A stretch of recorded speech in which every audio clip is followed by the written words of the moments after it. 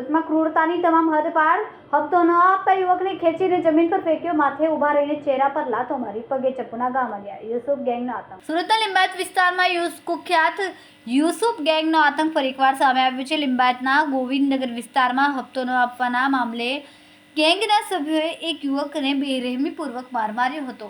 ક્રૂરતાની તમામ હદો વટાવી દેતી આ સમગ્ર ઘટના ત્યાં લાગેલા સીસીટીવી કેમેરામાં કેદ થઈ, જેના પગલે વિસ્તારમાં ભયનો માહોલ ફેલાયો. મળતી માહિતી મુજબ યુસુફ ગેંગ લિંબાયતના ગોવિંદનગર ખાતે આવેલા એક ખુલ્લા પ્લોટમાં ટેમ્પો ઊભા રાખવા બદલ વેપારીઓ અને વાહન ચાલકો પાસેથી રૂપિયા ઉઘરાવે છે.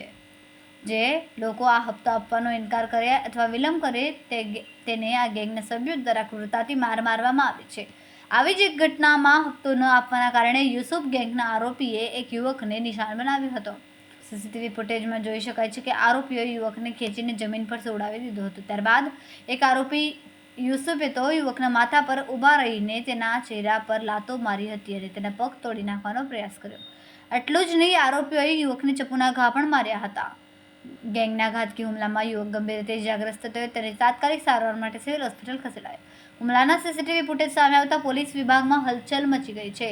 ઉલ્લેખનીય છે કે આ યુસુફ ગેંગના આરોપીઓ પર અગાઉ પણ ગુસ્સીટો હેઠળ ગુનો નોંધાઈ ચૂક્યો છે. કડક કાયદાઓ છતાં પણ ગેંગનો આતંક યથાવત રહેતા પોલીસની કામગીરી પર સવાલો ઉઠ્યા છે.